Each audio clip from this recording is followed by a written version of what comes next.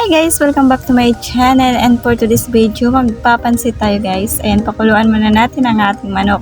At habang pinakuluan natin yan ang manok natin guys, so syempre, hiwa-hiwain na natin itong ating mga gulay like carrots, sitaw at saka repolyo guys. So ito lang yung nabili natin muna ng mga gulay dahil first time kong gumawa ng pansit.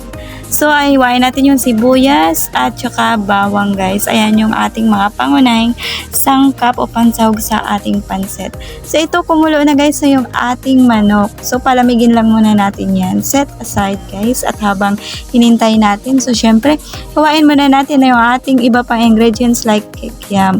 So ngayon guys, lamalamig na yung ating manok at ito na nga guys, himay-himayin na natin to dahil mas maganda tanggalin natin yung mga tinik nito buto para mas magandang panghalo sa pansit.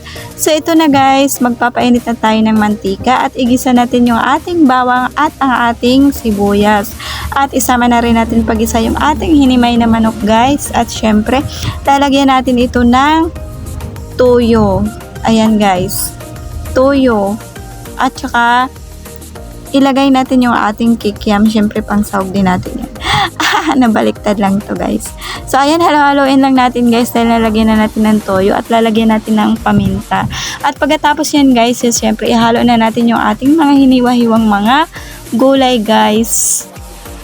Ayan, perfect na yan siya guys. So, timplado na yan. At ihalo na natin ang gulay. Ayan. So, ito na po ang kalabasan, guys. Ayan. Okay na. Sobrang ganda.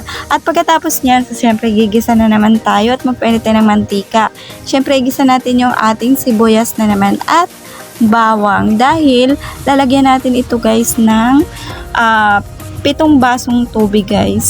So, ito na yung papakuluan nating tubig. So, lalagyan natin siya ng magic sarap. Panglasa guys, lalagyan ng toyo. O ayan, so pakuluan natin yan guys. Pag kumulo na, so syempre ilagay na natin yung ating mga pansit bihon guys. So amazing yan dahil habang marami yan ng tubig, maya maya mawawala na yan guys. So ito na yung ating finished product.